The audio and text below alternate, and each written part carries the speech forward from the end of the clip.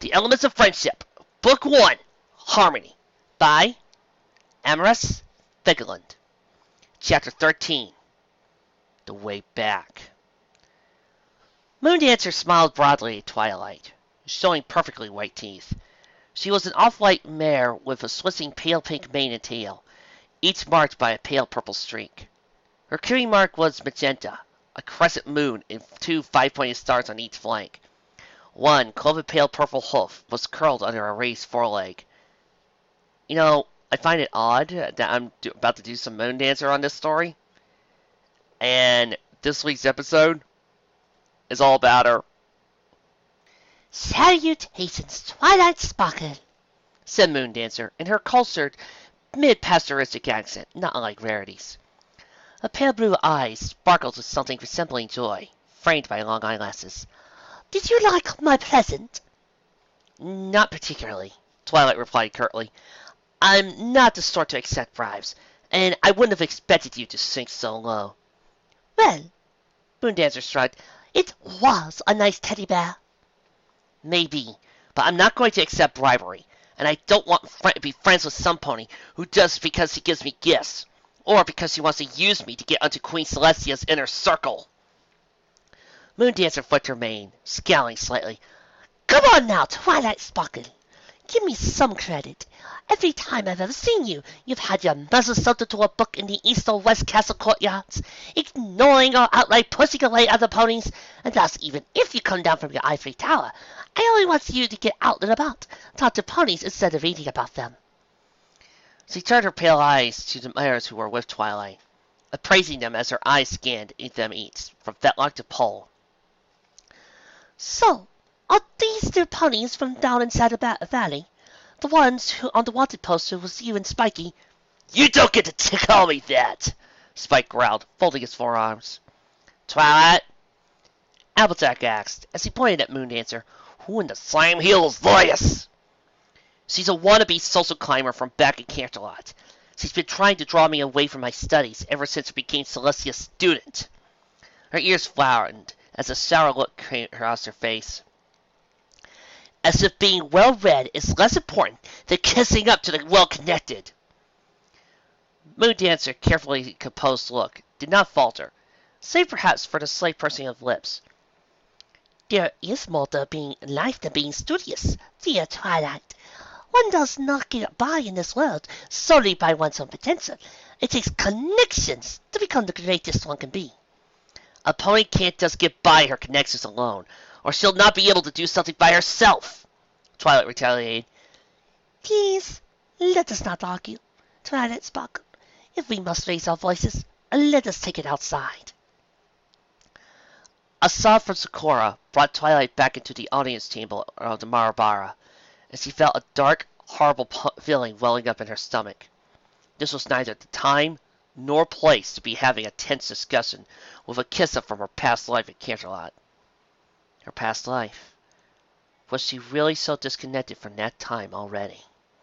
I agree. Can we take this outside, Moondancer?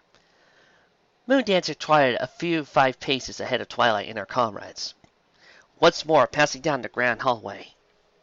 Numbers of zebras, royal guards, and other Kawato, Abada, and Mawa, who must have been other children or descendants of Malakika from prior unions, proceeded to the audience chamber with terrible looks of foreboding on their faces. No mind did they pay to the 7 mares and Drake who passed them by, the only ones to be heading away from the Queen's throne room. Emerging from the palace and onto the promenade, Twilight faced Moondancer. Now, how in the name of Queen Celestia did you get here? Isn't Equestria supposed to be under lockdown? Moondancer's face darkened. It is. Even I'm not entirely sure how I got out with alluring the Nightmare God. I had to leave my family and friends behind. I wanted to get them out too, but... She looked pained, and Twilight felt an aching twinge at one of her heartstrings. I'm sorry, Moondancer, Twilight said sincerely.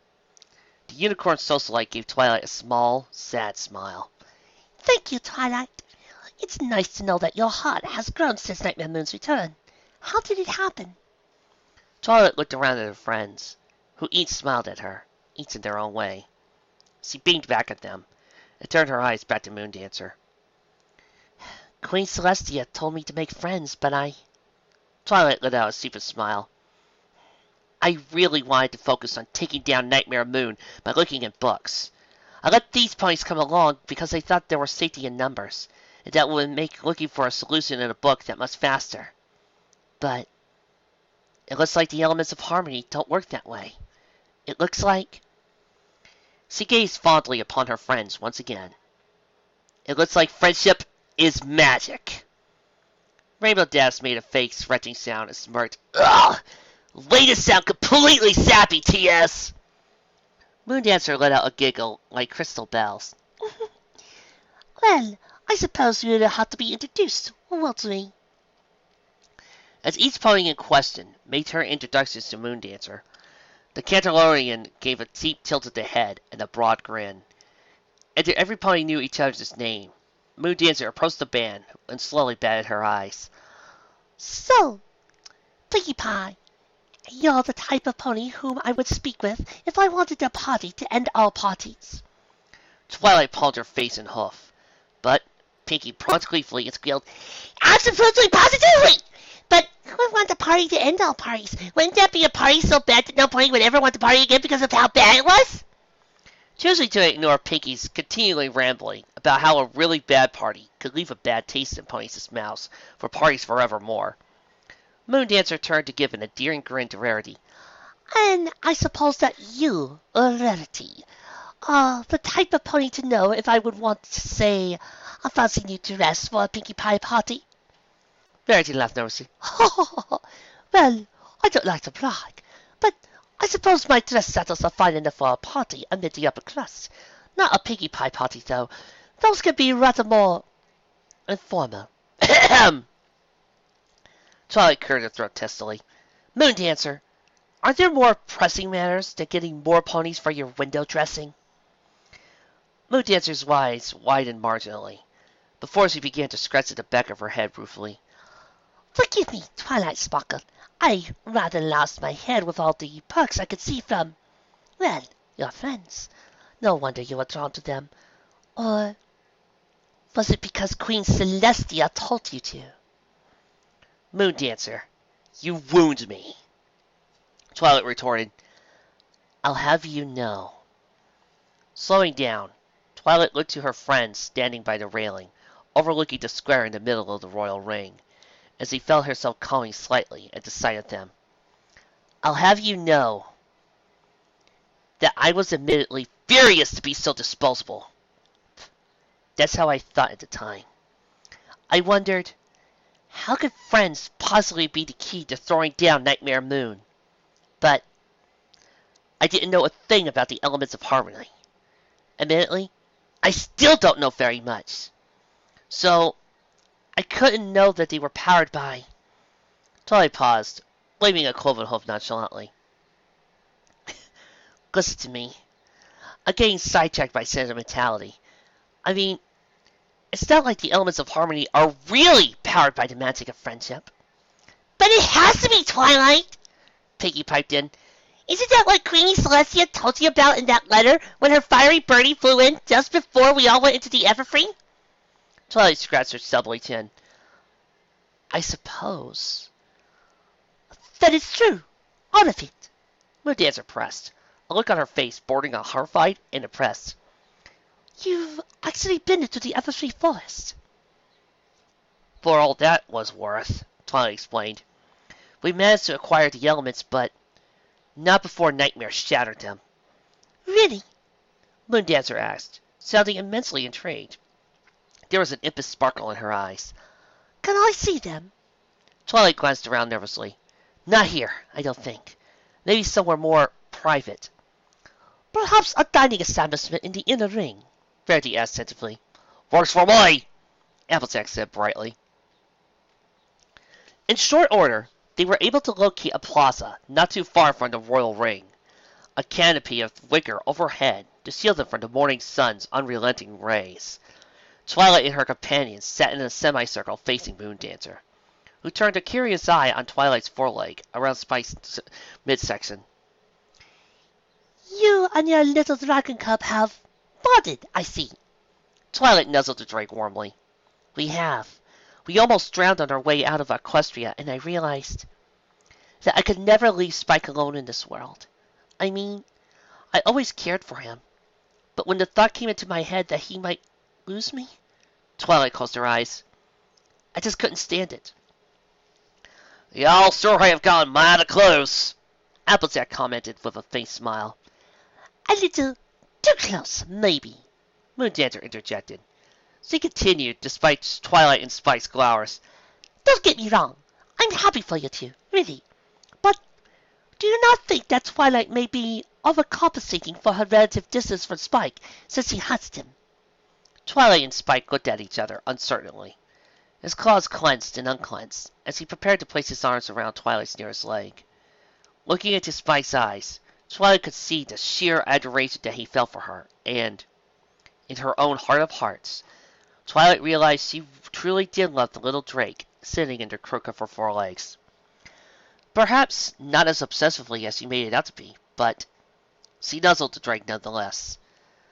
I do love Spike, Twilight said with resolve. Maybe I have come across as overly touchy-feely, and maybe that will come to pass with time.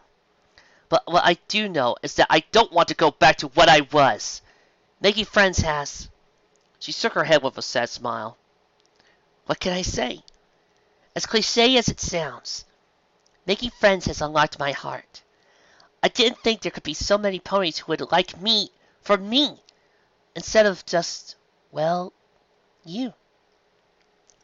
Moondancer raised a pale pink eyebrow at Twilight's comment and pointed stare. What about me, Twilight Sparkle? Don't be shy. Let it all out for every pony to hear. Fine then. Twilight took in a deep breath. For years now, you have been trying to kiss up to me, talk down from my position as Queen Celestia's pupil, all in some vague, outlandish hope of climbing the social ladder at Canterlot. And not just you, but so many others in the capital have tried to woo me. Twilight tapped her hoof against the hard soil for 8 names she listed. Bluebell, Upper Crust, Glory, Starshine.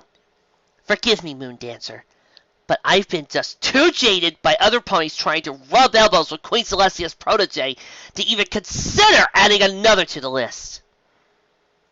Moondancer snorted slightly. Well then, what makes these ponies any different? These are ponies from the sticks. What could they possibly offer you? Hey! Rainbow Dash bolted from Moondancer's face, so fast she might have winked out with unicorn magic. Don't talk about Twilight like that. She's not some hooflicker like you are! I prefer to think of myself as well-connected, Moondancer replied with disdain. I like having friends in powerful places. It means that if my own abilities don't cut it, then I can fall back on ponies who I know and trust.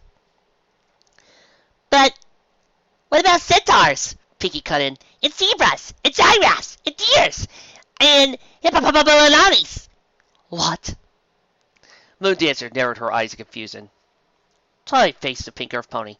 Pinky, are you trying to say hippoelectrons? Yeah, you too, Pinky continued. You're saying that you should fall back on ponies you trust. Well, what about all the other races out there in the world? It's all figure of speech, Moondancer replied dryly, apparently putting great effort into ignoring the giggles of other ponies around here. And I fail to see the humor in this situation. Twilight waved a hoof. You get used to it. The tension dissipating before it could take firm root, Twilight pressed a firm hoof deeply into the earth, trailing 2 grows back to herself. So, Moondancer, how did you get out of Equestria? Moondancer's ears felt limp, her own delicate hoof tracing circles in the dirt. It was all I could do to get out of Canterlot. No, sorry, it's called Endymion now. She interrupted herself acidly. But anyway, I wanted to get my family, friends, every pony I care about out of the capital, but... Tears began to run down her muzzle. Mother told me to leave alone, save myself, my brothers, sisters. She sniffled, before clenching her eyes shut and letting out a dreadful wail. Twilight found herself putting a sympathetic hoof on Moondancer's own, letting the socialite mare let her sobs out, as she kept her sympathetic smile upon Moondancer until she collected herself. Wiping her eyes on a pristine foreleg, Moondancer continued, And after I left Canterlot, this must have been just before you showed up there, now that I think about it. I wandered along these empty roads, looking for somewhere, anywhere to go. I settled down for a while in Baltimore. I have some old family friends living there, and I laid low, listening for some news about the resistance to Nightmare Moon. We have been listening in as well, Verity added. Pinkie Pie here has a most unusual radio. Pinkie proudly produced her gumball radio from a shadow cell. Moondancer took it in her pale blue Durensimmer and examined closely out of her eyes. Is it made out of candy? Pinkie nodded, with an extreme vigor, and Twilight thought her head would roll off. Given Pinkie Pie's track record, that would have been par for the course. Well, Moondancer blinked. that's not the oddest thing I've seen. And I've seen some oddities, let me tell you. She returned the gumball radio to its gleeful owner. So, anyway, may I see your elements of harmony? In a matter of moments, the shards of the 5 elements were deposited in the center of the circle of 7 ponies and 1 dragon cub. Beams of purple, blue, and red light danced in the 8 pairs of eyes. Moondancer's mouth fell open at the shards of stone laying before her. So, these are what balanced her. Yes, Twilight replied lowly, and they're apparently what can free her from the miasma. Moondancer's eyes widened. You know the miasma? Wait, you know about it too? Moondancer nodded. I have many connections to the Night God, and we have had our share of conversations about the mare and the moon. I truly do pity the mare who has become Nightmare Moon, yet sometimes I wonder, what was her name? Did she really want to feast us all in everlasting night, or was that the miasma's doing? And how tight is the miasma's hold on her? Is there even a distinction between the two anymore? Twilight stared at Moondancer dumbfoundedly. This was not the sort of impression that she had gotten from her admittedly scarce meetings about the other Canterlonian. The Moondancer of Canterlot was superficial and flippant, but with an eagle's eye for talented folk. This Moondancer, however, was pensive and remorseful, even aggrieved. Now that Twilight got a deeper look, the lights in Moondancer's eyes were dimmed. Perhaps because of the troubles she had faced because of the advent of Nightmare Moon. Moondancer, Twilight began slowly, reaching a hoof out. I don't know the answer to any of those questions, and I really wish I did. But right now, those questions don't matter. What's really important right now is figuring out how to get the 2 remaining elements activated. Based on what Queen Malakika said, that should reveal the 6th element. Should? She said something about the 5 elements synchronizing, but I don't have any idea what that could mean, and I have no idea if there's a book which could offer some sort of help for synchronizing these 5 ancient elements. Twilight's ear twitched. But maybe there is, she said in a high voice. Maybe Queen Malakika's got a book in her library that's all about the elements. Yes, that's right. We just need to make a trip to the Royal Marabara Library and see what books and reference guides they have on the elements of harmony. There has to be something there that not even Queen Malakika knew. Twilight, you're scaring us, Applejack said lowly. Scary? You know something scary? Not reading a proper book in weeks! My only proper reading for the past month has been my notes from Queen Celestia and random bits of Chapter 25 of Studies of Ponyville culture! That's it! I need to read something! Don't you want to read something? Any of you? Twilight suddenly felt the corners of her strained mouth being tugged up onto some point on either side of her nose, her teeth gritting together nervously. The culprit was none other than Pinkie Pie, who beamed brightly at Twilight with shining blue eyes. Come on, Twilight! Don't be so grumpy! If you want to read, you've got a whole joke book in your heart. Twilight murmured in confusion, but with her lips pulled apart in a rictus grin, she could no more speak than sing. Pinkie grinned and continued. I know that you like reading a super duper lot, Twilight, but reading the same things over and over and over again, it's just gonna make you go wee bit loopy. So, you gotta laugh about something. Think of something funny to snap out of it. Trying not to concentrate on the fact that her cheeks were aching at the super-stretched smile, Twilight closed her eyes. And when she opened them, she was facing herself. A dusty thin book was laying between them on an endless expanse of parchment, around which numerous leather quills were endlessly writing. Sliding open the book, Twilight noticed that the words on the right hoof pages were all upside down. Looking at the small passage at the top left hoof page, Twilight read aloud the muzzle scratch. How does a mathematician induce good behavior in her children? The other Twilight, in her mind, gave a very sharp smirk and read the facing page. I've told you N times, I've told you N plus 1 times! Twilight burst out laughing, almost rolling on the ground, as Pinkie leapt back in astonishment. The lavender unicorn had her hooves to her belly, as tears of mirth rolled down her muzzle. What sort of book joke would Twilight Sparkle find funny? Moondancer asked in a hushed tone. And plus 1 times? I have to admit, I'm not into math, and even I found it hilarious. Twilight choked out, between fits of wheezing laughs. Rainbow Dash looked at the Canterlonian unicorn with low-lidded eyes.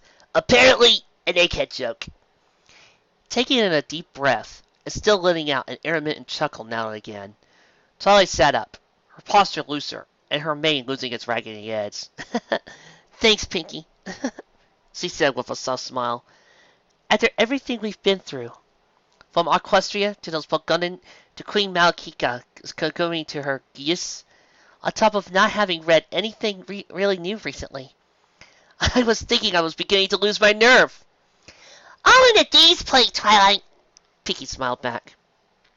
Wait, Moondancer interjected. Queen Malkika was subject to a geese?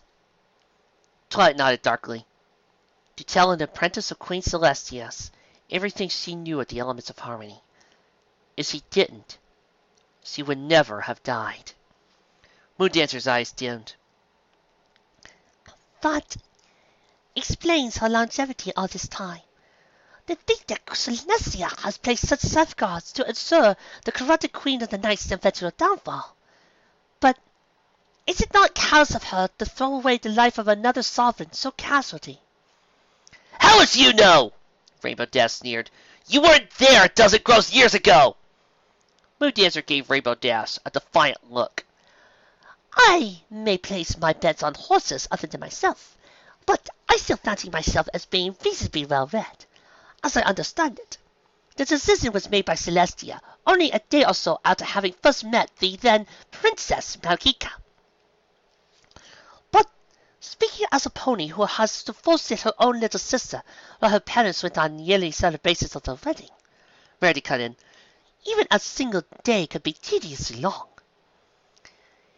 Days pass in a blink to me personally, Moondancer shrugged. If I may wax introspective briefly, that may be why I like to make all sorts of connections to other ponies, to prove that those days really happened. Moondancer, Twilight blinked. I'm starting to see more facets to you than I ever could have imagined. Really, Twilight?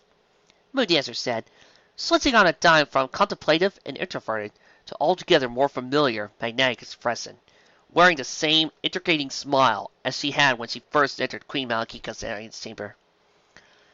Would you be all the more willing to call me a friend and come to my parties when Nightmare Moon is defeated?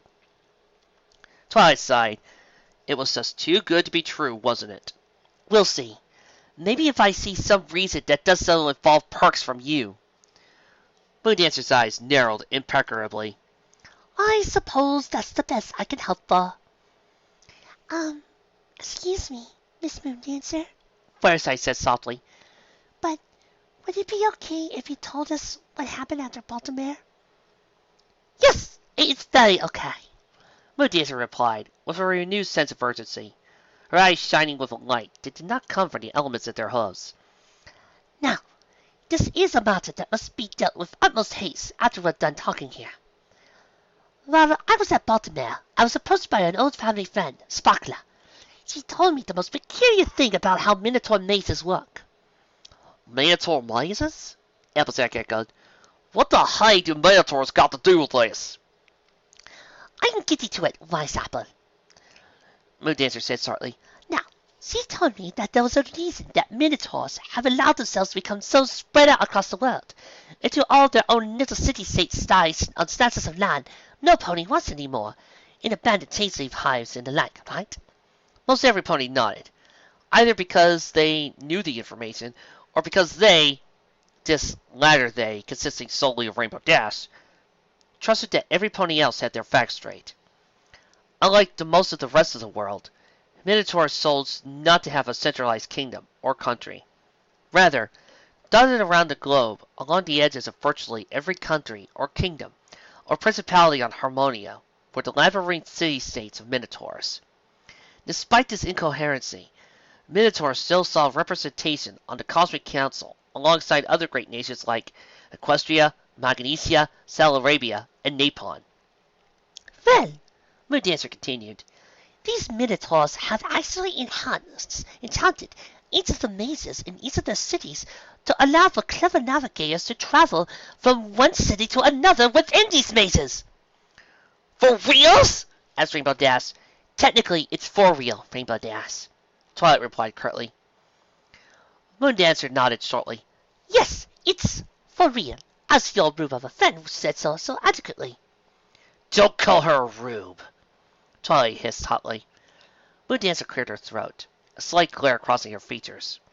But before she could continue, Rarity cut in. Hold on. I was under the impression when you were attempting to not repeat the same forms of magical travel. This is sounding uncannily like an orbicular tunnel system. So, as far as I know, Moondancer replied, that's not actually the case. Orbicular tunnels were first devised by a unicorn who was, well, it was a few principles short of a syndic. These connecting maze paths are apparently Minotaur magic. How they existed long before Better Pineapple's insane mind formulated the notion of using orbicular means of capturing prey for sallicons. Moondancer shook her head bemusedly. Even I can't see the connection between porters and sallicons. Anyway, I had this information, but no reason to make use of it, until I caught wind of the fact that you had probable cause to appear in Ponyville. Now, if I remember correctly, there is a Minotaur establishment not too far from the giraffe nation of Twiga. It's called Mizzenville, if I remember right. And if we take this maze, Twilight said with rising joy, then we can slip in through the labyrinth in southeastern Equestria. Exactly, Moondancer said brightly. And we should make for Mizzenville immediately. Within this rising joy, though, Twilight found a dark presentiment. It gave voice to it. But, wait. I think I heard on the radio. Some giraffes have gotten together and are rallying to claim the land around Mizia. That could be a problem. Yes, it really could. But we must set out immediately. So, not before you accept some aid, came a very familiar voice, in the hopes you will not be waylaid. Sakura, her eyes still somewhat red, stood at the edge of the plaza with retainers around her. She carried herself with a greater purpose than Twilight had seen in the forest when they had first met, though it was all too easy to see the grief in her face. Follow me back into the castle, so you can avoid further hassle. Queen Malekika's body had been placed upon a white marble plinth in the center of the audience chamber, covered by a silken cloth. The benches along the walls were occupied by scores of zebras, each turned toward the queen's final resting place. Sakura stood before the throne, giving Twilight and her companions a strong gaze. You plan to leave soon, you cannot deny, Sakura said with Twilight, with slow, deliberate fortitude. I can see it by the look in your eye. Twilight found herself nodding to the crown princess. Or was Sakura the new queen now? Phrased a huff entreaty. We do. I apologize on my behalf for my entire party for having, she gulped, for having brought your queen's reign to a sudden end. Sakura's eye glimmered with unshed tears, but she remained standing firm and nodded slowly. No harm was meant, though it was unexpected. Long has our queen kept that secret protected, though it causes our nation such great sorrow. Sakura fought back the gritted look of pain and resumed her stately stature. We know that this will all be for a better tomorrow. Twilight bowed slowly. We thank you, Princess Sakura. No such formalities are needed, friends of mine, Sakura smiled. Addressing me as Sakura is just fine. All right then, Sakura, Twilight continued. For what purpose did you call us to your audience chamber today? Sakura raised a forehoof. We will all of us aid you in your quest. To defeat your nightmare moon, we must all work abreast. We shall refit you with fresh supplies, and shall give you time to rest your eyes. Thank you kindly, Sakura, Applejack said with an inclined head. Sakura replied, But now, the question lies with you. Where will you go, and what will you do? Screwing up her face and gathering her composure, Twilight ignored Moondancer behind her, attempting to crane her head curiously past Twilight, and addressed Sakura. We mean to make for the Minotaur city of Minzian, where we'll be able to find safe passes back to Equestria. This eternal stalemate between day and night has gone on long enough! Minzian, is that what you say? Sakura replied, looking apprehensive now. Are you certain there is no other way? It's the only one we're willing to risk.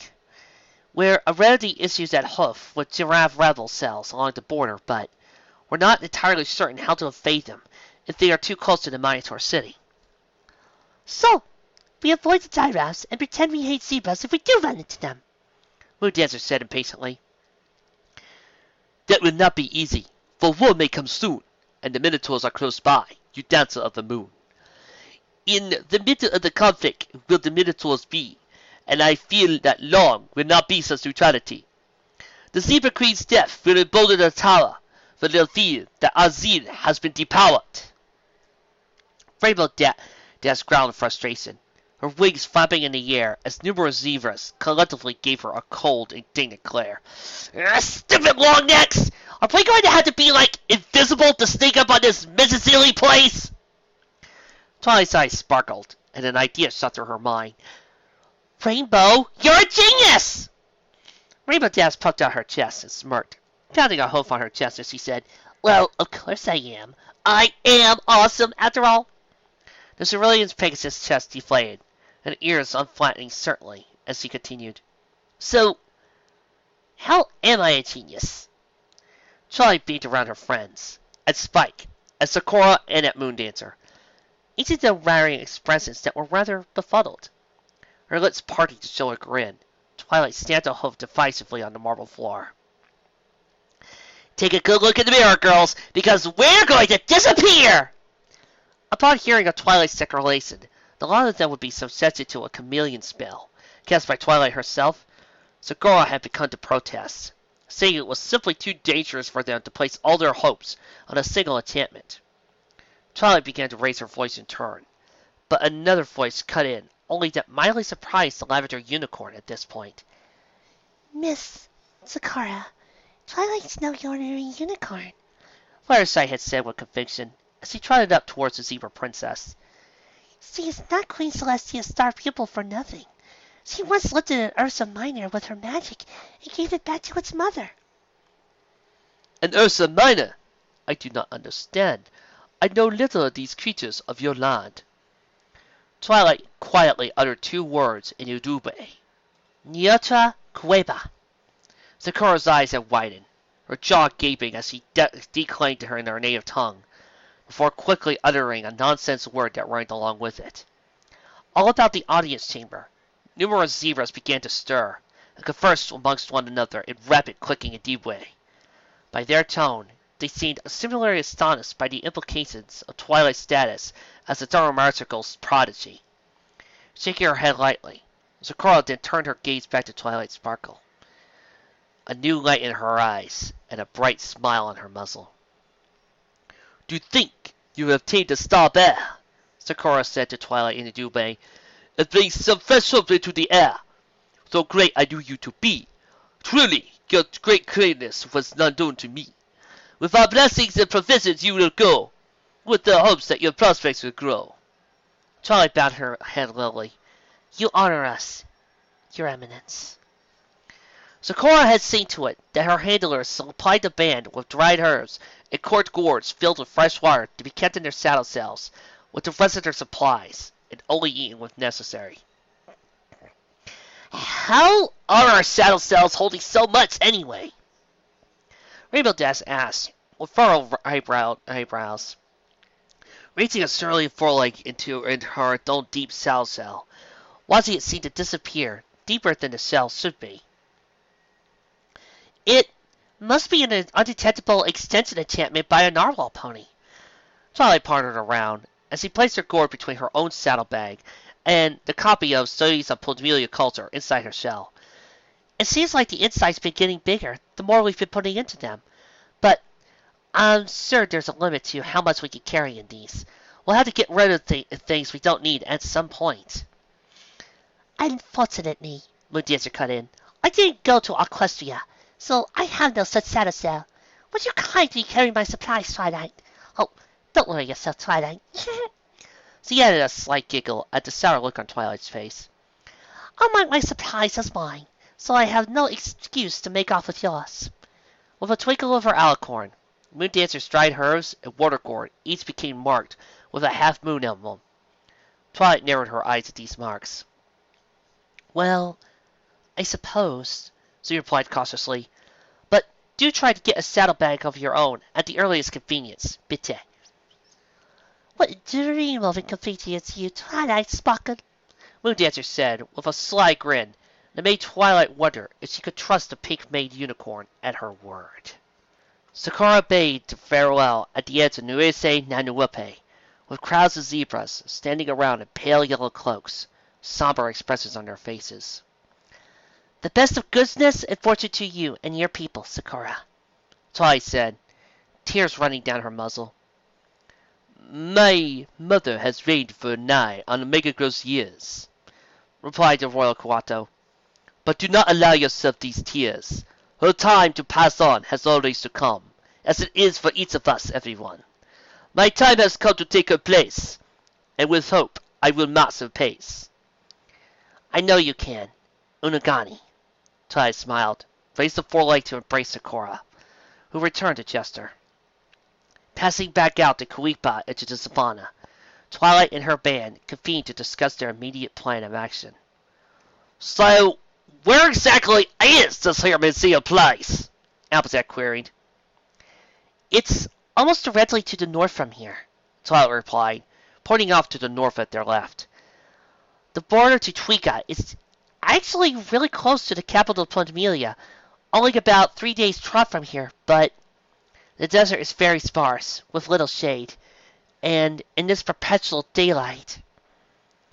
The realization of what was to come fell heavily upon every pony in the band, even Spike. Though the extremes of high heat and deep cold meant nothing to the cold little Drake, he knew that the other ponies around him had been badly affected by the large tracks through the increasingly chilled wide plains. Already were the 7 mares beginning to perspire, the dry heat of the relentless sun pounding upon them all. "Really makes one appreciate the night more, doesn't it?" mused Moondancer, and Twilight had to admit that the pink mare unicorn had a point. She recalled the beauty of the stars under the cool, black-blue sky, the moon rotating from its light face to its dark face, and the reprieve from sunlight was a veritable oven in the summer months. "Good thing I still have some little rain clouds left," Rainbow Dash muttered, wiping at the matted fur on her forehead to clear away the excess sweat.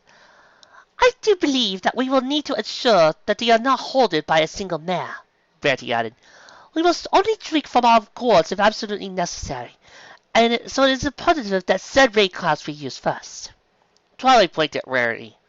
The alabaster unicorn somehow looked different. But She could not place her hoof on it straight away. Then she realized. Rarity was not wearing her makeup! Her blue eyeshadow was absent, as were her mascara and false eyelashes. Indigo stubble showed around her muzzle. Had Rarity's commitment to this endeavor to take down Nightmare Moon really superseded her desire to look glamorous? So, when are we going to be subject to this chameleon spell of yours, Twilight? Moondancer asked, as he brought a hoof over her eyes to shield them from the sun's rays. I don't think we should utilize the spell until we're at least a day out from here, Twilight replied levelly, in spite of the heat. We should be fine until we've gotten so far. Then, we'll have to blend into the desert. Pinkie Pie bounced from one pony to another, a wide smile on her face, despite the brightness and hotness of the stagnant morning. Come on, every pony, turn those fans upside down! Mumbling about how hot and sweaty we're going to get isn't going to make it any easier. So, let's all just smile and laugh the sun away as we make our way! Nodding with a slightly nervous smile at the bouncing pink pony, Twilight took a first terrific step onto the Ponyville Wild, Spike on her back, and 6 mares behind. The savannah stretched on northwards for Nuise Nanuope, for a small stretch for about 5 miles, the grass providing some minuscule form of nourishment in spite of the dryness under 6 weeks of uninterrupted sunlight. The flatlands stretched onwards into seeming eternity, the wavering air giving the impression that Harmonia dropped off sharply before one could even reach the horizon. A band of royal blue sky stretched between them and their destination. Before the first hour had passed, the savannah grass struck away and gave way to hard soil, which only yielded hard and tough plants, which were unappetizing and unsatisfying. They passed these up, instead drawing upon the dry herbs which Sakura and her retainers had provided. This stuff is really good! Rainbow Dash smiled through her half-chewed monocle. What's this stuff called? This stuff is called an mandala, Rainbow Dash, Twilight replied. It's purported to have properties that boost energy and increase metabolism. Just what we need for crossing this desert. Desert is right, Twilight, Applejack said ruefully, grinding her hose fruitlessly against the rough earth. I can't feel a lick of earth energy in this here soil. It's dry and never sense of the word. It's been 6 weeks with terrible sunlight and very little shaded water, Rarity interjected. I sincerely believe that this land will not see proper plant or animal life for a good long while after we've brought the sun back. If you bring the sun back, Moondancer added, with a sullen voice and expression. Ah, come on, don't be a grumpy little grumbler, Piggy squealed as she dropped onto Moondancer's back and began to ruffle her mane. Get off my back, would you kindly? Moondancer said testily. Nope, not getting off your back until you smile, or my name is Pickamina Diane Pie. Wait, your name is Pickamina? Moondancer started to snicker. Isn't Pickamina a type of gemstone? Pickamina giggled, a musical sound. It is indeed. Mommy and Daddy run a rock farm, and they're super duper seriously. I've got 2 sweet little sisters named Marble and Limestone, and a real awesome big sister named Maud. We trade rock candy necklaces and... Pickaminas are really rare, though, Twilight commented. Do your parents mind them? Are you from a rich family, Pinky? Oh, no, I don't think so, Piggy replied, with a flippant flop of a hoof. I mean, I paid out of pocket to go to engineering school so I could build all my party contraptions. Twilight's jaw dropped. Piggy smiled sheepishly. Though, maybe that deposit of rock molasses Daddy hit that one day the year after I got my cutie mark might have gotten us a teensy-weensy bit of a windfall.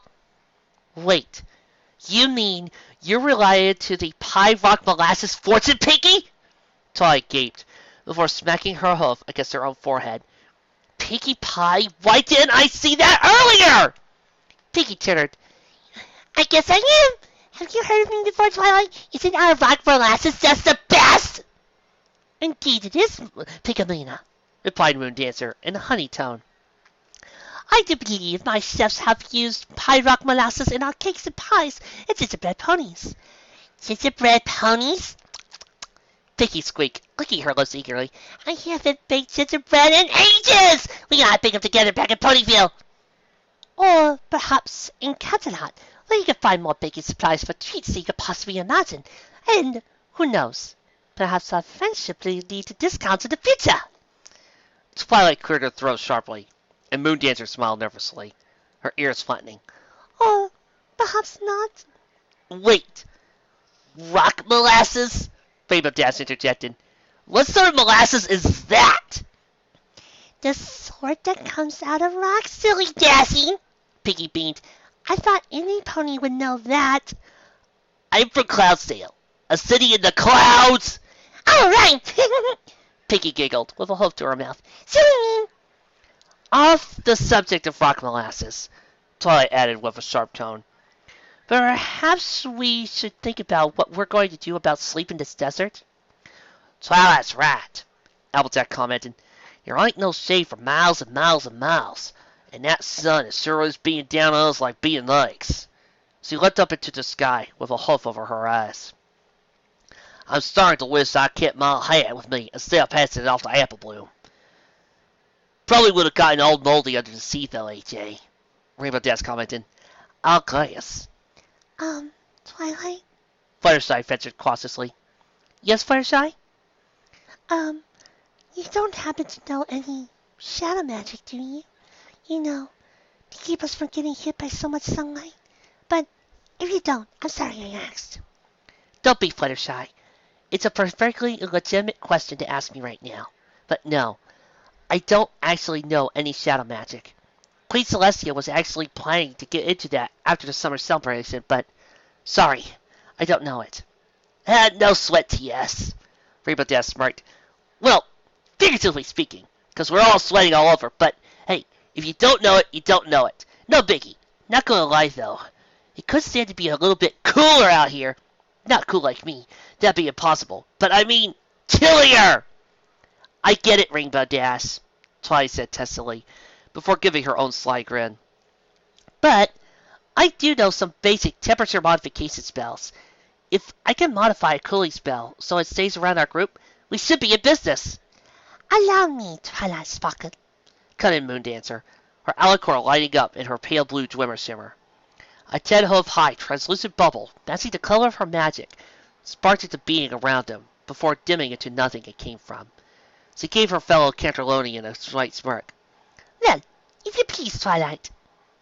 A sapphire eyebrow arched. Twilight, no less, erased the spell matrices in her alicorn, that allowed for a drop in the temperature to the surrounding area. Very soon, a small flurry of pink snowflake-shaped sparks shot out into the air around them. Within moments, the hot, dry desert air suddenly dropped to that of a modest day of spring. Even the dryness had abated. Rainbow Dash let out a great sigh.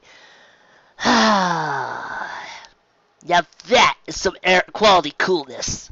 She did a small loop-de-loop before fanning her wings at those who walked the ground, sending cool gusts in their direction.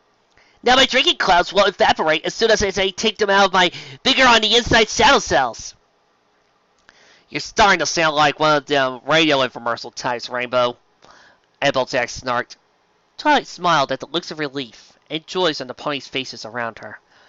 Even seeing Moondancer smile made Twilight's heart sing.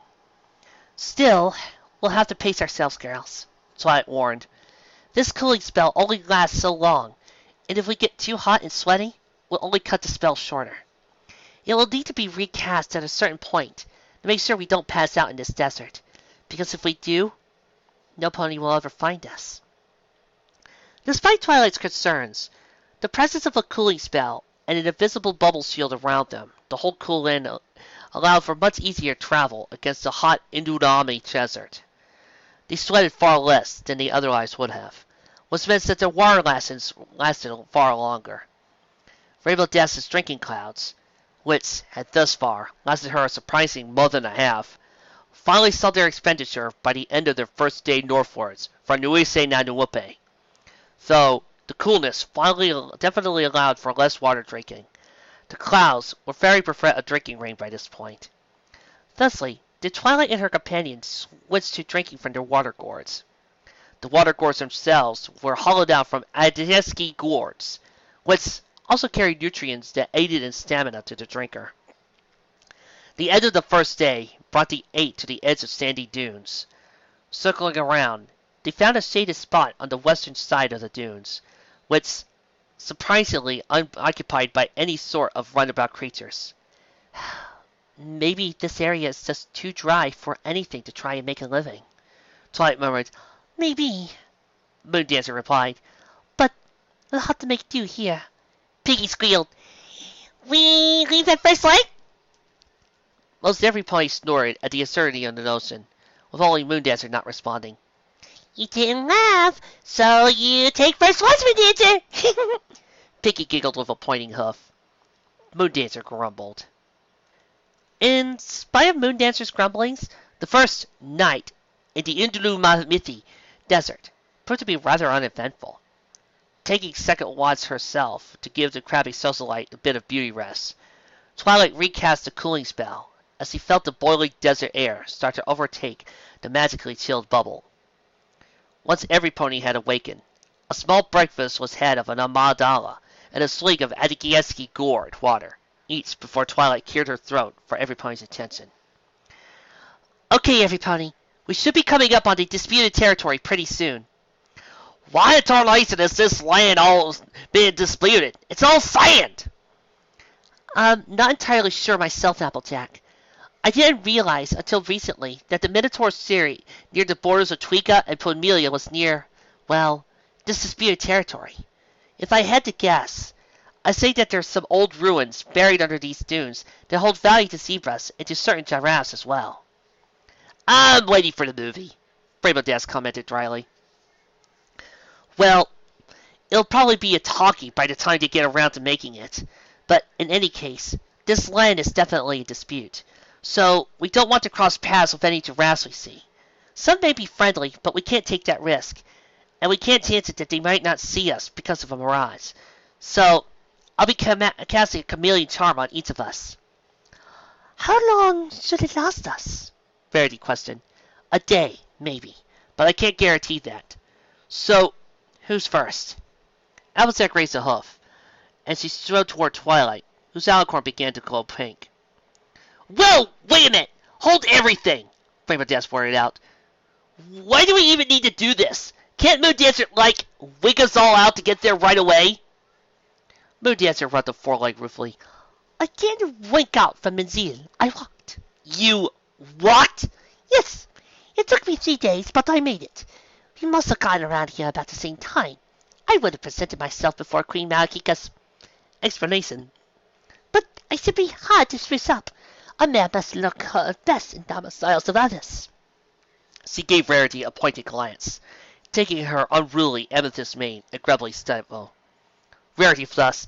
I beg your pardon! The situation is far too grave to place any great worry about one's appearance. And also, I'll have you know that I am ordinarily the most gorgeous pony in all of Ponyville. It's true, she is, Rainbow Dash concurred, before blinking and smirking at Fluttershy with half-lidded eyes. Well, except for you, babe. Fluttershy smiled sweetly and blushed pink. Moondancer wrinkled her nose at Rarity. I'll take your word for it. Girls, can we please stop dilly-dallying? Twilight said shortly. Applejack, if you please.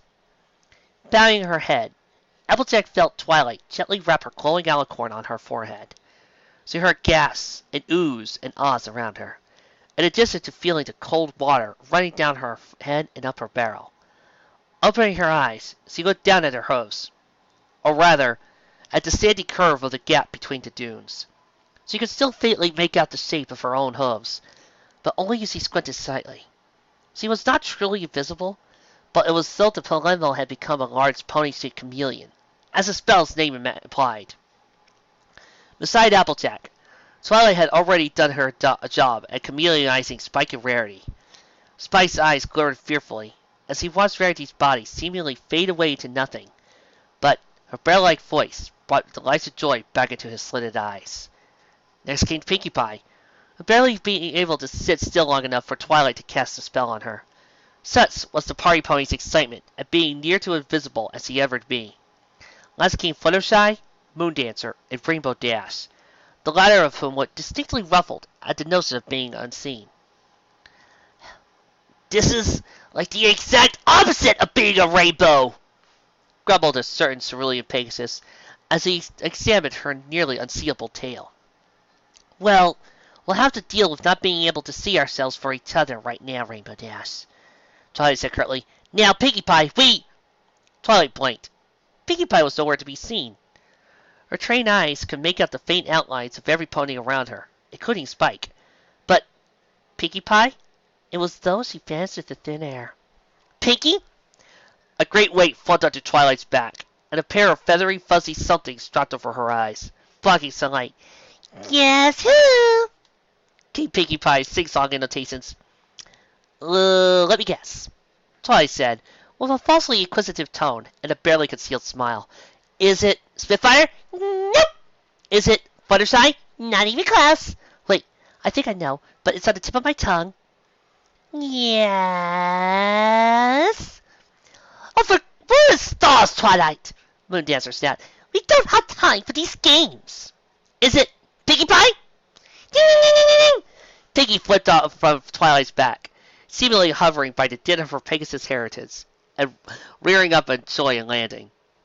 Twilight could still make out the joyful shimmer in Pinkie's eyes, despite their near invisibility. And on the subject of such, thank you, Pinkie Pie. There are days when you make my whole world so much joyful. Thank you. You're welcome. On the subject of such, okay, now on to more serious affairs, as Moondancer wants, Twilight said with a snippy tone. Moondancer glowered at Twilight. Twilight continued. This chameleon spell, as you could tell, does not really make you invisible. Instead, it just makes you appear to blend into the scenery around you. You still cast a shadow, as faint as it is, but you can still be seen if someone looks hard enough.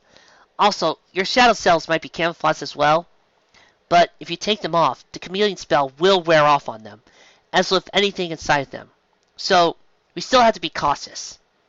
Twilight closed her eyes, focusing on the chameleon spell once more, and the feeling of cold water rushing down over her entire body told her it worked.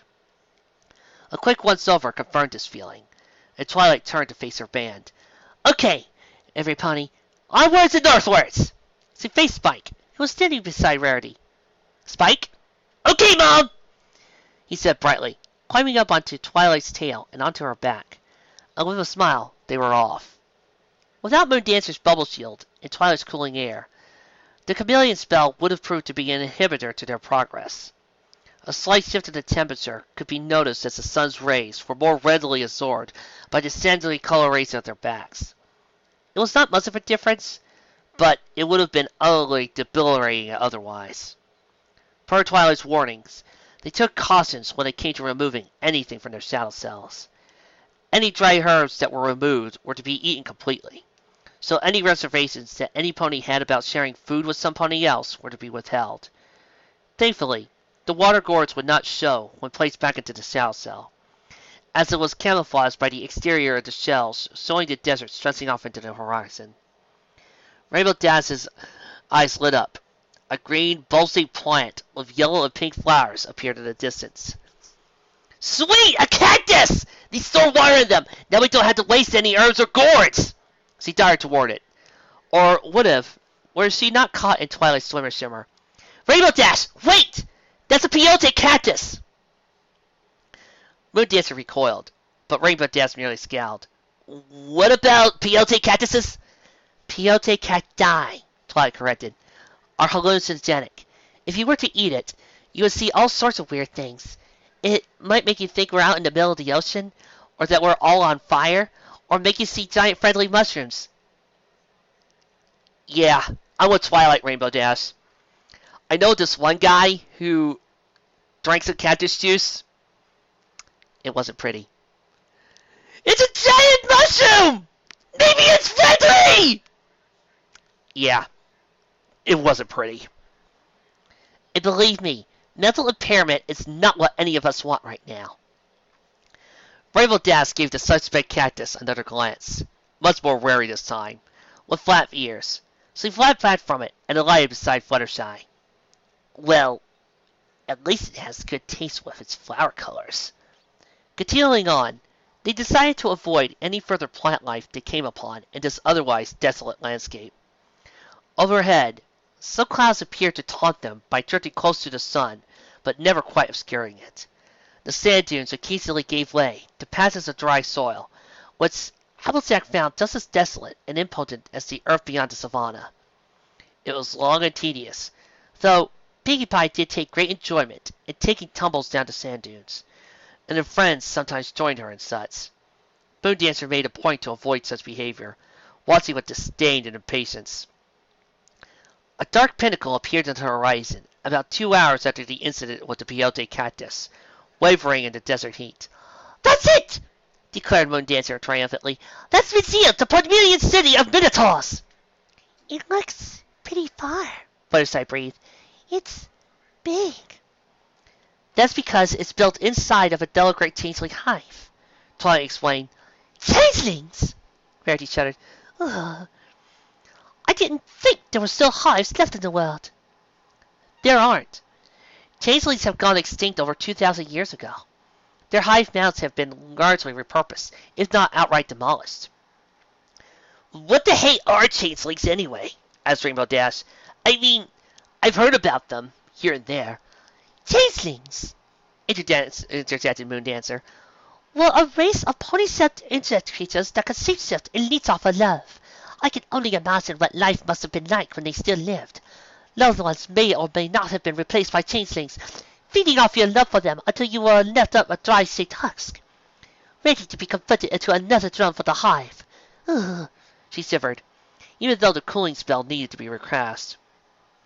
"So, we're almost there?" Applejack queried, as Twilight's horn emitted glowing pink snowflakes again.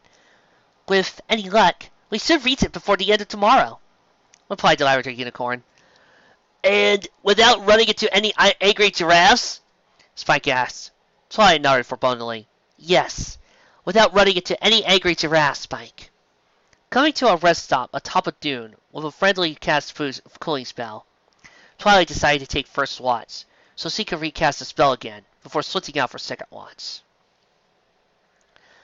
Twilight's eyes slowly drifted back open after a relatively restful sleep. The fine Applejack crouched tensely down on the ground, ears flat against her skull. Before Twilight could ask what the problem was, she heard Applejack hissing with clenched jaws and teeth. "Don't move a muscle." Looking up with her eyes, Twilight's heart tightened in her chest. Giraffes. The pale yellow shapes with dark brown spots patrolled southwards mere hoofsteps to their east, spears held in their holsters along their forelegs within easy reach of their long, prehensile tongues. Their dark, almond-shaped eyes darted about, looking for any sort of signs of activity. Twilight felt her stomach lurch at the black and white striped pelt worn by the giraffe at the head of the tower.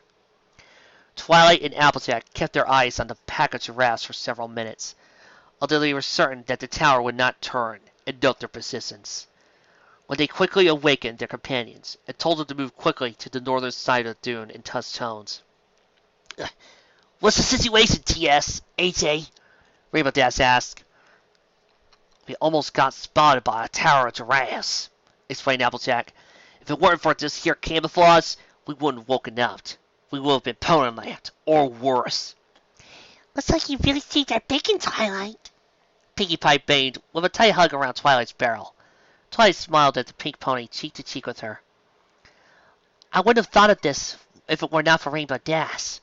Twilight smiled, and Rainbow Dash thumped a forehoof against her chest with a fangy smirk.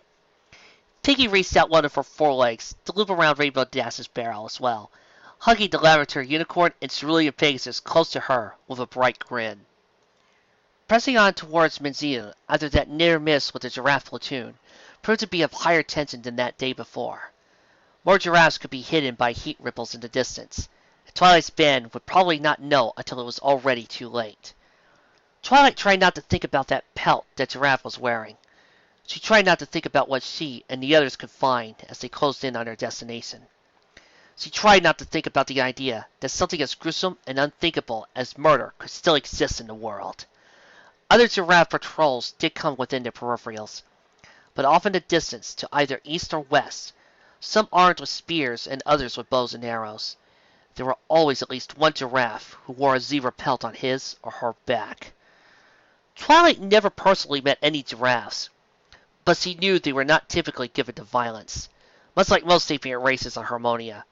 She took a modicum of solace in the fact that these giraffes who skinned zebras and wore their skins were the minuscule exception to the rule.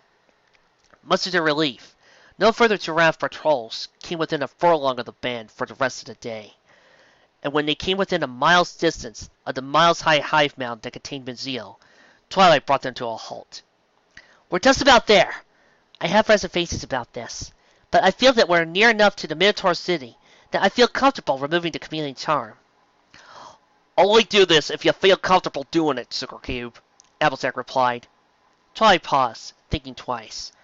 Then she nodded, her horn glowing. All at once, a warm trickling feeling ran down the poles of each of the 7 mares, and Drake, down to the tips of their feet, and when their eyes opened, they could see each other clearly once more. "Well, never thought I'd be happier to see my rainbow mane again," said Rainbow Dash, as she tossed her head back and forth. Her prismatic mane casting the sunlight and sending beams of spectral light into every pony's eyes. Woo-hoo-hoo! I'm pink again! Pinkie cried, confetti appearing seemingly out of nowhere and raining down around her. Moondancer hissed to Twilight. How in the name of Celestia does she do that? "It's just Pinkie being Pinkie," Twilight replied in a low voice. "Don't try to question it." Within minutes, they stood at the base of the old changeling hive, but no entrance was readily apparent. So, how do we get in? Rarity asked. Ordinarily, Minotaur doors are invisible and closed, indistinguishable from any wall, Moondancer levelly. Even other Minotaurs will not be able to find the door if its location has been forgotten. But fear not. I told the Gatemaster of Benzil that I would return with a party of other ponies, so I was given the passphrase to speak of when I came back. "What's the passphrase?" The passphrase, Moondancer said in a raised voice, as though she were hoping others would hear her voice, is, by wings of wax and tar and tax, open the gate, you lazy lax! Maintaining a neutral face, despite the queer looks he was receiving for such an odd declamation, Moondancer swiveled her ears about, listening for the telltale signs of a Minotaur gate opening. Any minute now. "Over there!" Twilight called, pointing toward a cloud of dirt and dust off along the edge of the mound. She galloped toward it, her friends on her tail, and Moondancer taking up the rear. Reaching the disturbance, it was easy to see what was happening.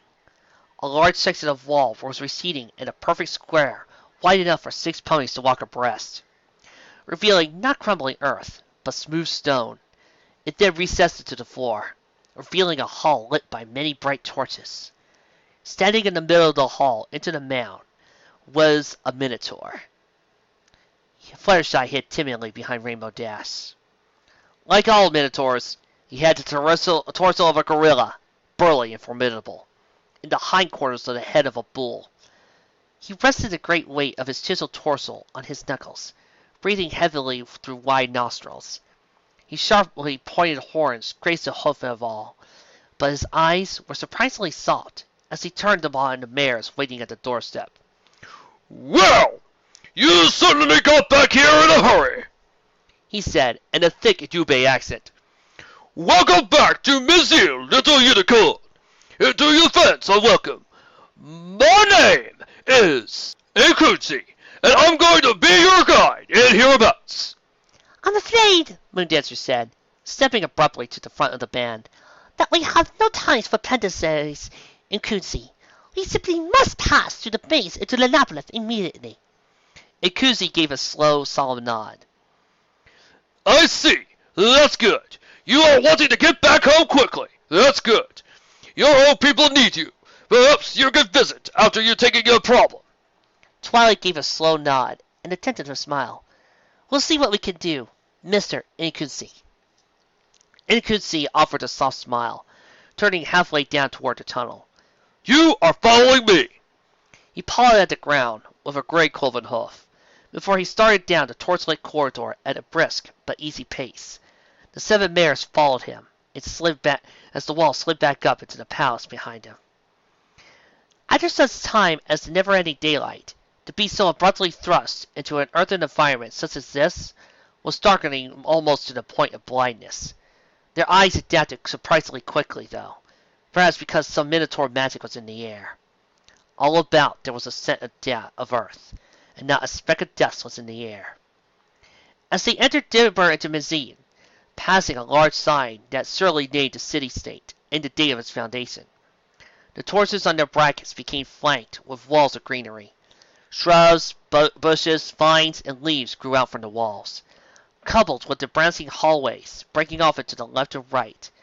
It gave the impression of being inside a subterranean hedge maze. Occasionally, a wall could open up, and a Minotaur would emerge, bull, cow, or calf, and would go about their business, or, more likely, to stomp and gape at the 8 outsiders, escorted by Inkuzushi. Soon, they take one of the splinters of the path. They are expecting the straight path to lead into the center of the city. But it's a trick, Inkuzushi explained. The paths in each Minotaur city-state are different. Each Minotaur city has its own rules that only Minotaurs know. No outsider knows where the center of the city-state is, except for the rulers of the Cosmic Council. Only one Minotaur knows all the secrets. Asterion, ruler of all Minotaurs. As Inkuzushi spoke, he led them a variety of paths in the labyrinth corridors of Mizil. Some were wider than others, and higher. Some even having higher levels that had to be reached by Minotaurs climbing up on vines like simians. Sometimes they passed by what were apparently shops, armories, or even restaurants. Minotaurs of every color passed by, some with nose rings and some without. The females only looked marginally slimmer than their bull counterparts, and the calves were adorably petite. Twilight Sparkle knew little about the secrets of Minotaurs, chief among the sapient races of Harmonia in terms of secrecy, but she was fairly certain that the paths had crossed through each other somehow. She was even pretty certain they had lurked behind the main entrance to Mizil. It's just Minotaur magic, Twilight, she thought to herself. It's not anything to be freaked out about. It was clear they were not in the same city-state as before, as there were large signs written in an unreadable script that were accompanied by a shift in the building material on the walls. Sometimes the walls were polished stone, sometimes wood or bark. Oftentimes, the ceiling would open up completely and reveal a completely different sky than back in Ponyville. Sometimes the sky was green and tropical.